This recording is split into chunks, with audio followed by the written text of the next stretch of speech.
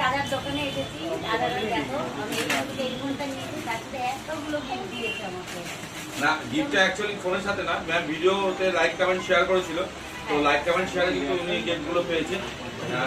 তোমরাও like comment share করবে অবশ্যই, ফোনের জন্য আসতে হবে। দোকানে এসে লাইক কমেন্ট শেয়ার করলে আমাদের যেদিন যেদিন অফার ডে থাকবে সেদিন এগুলো গিফট পাবে। আর গিফট পেয়ে বৌদি এত সন্তুষ্ট হয়েছে আমাদের কাছে, বৌদি কিন্তু আমার থেকে একটা ফোন কিনে দিয়েছে, ঠিক আছে।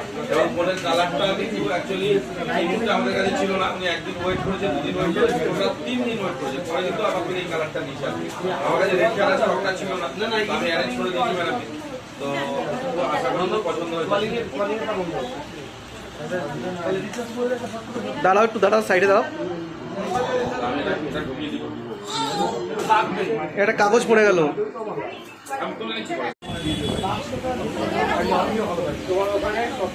খুশি তো?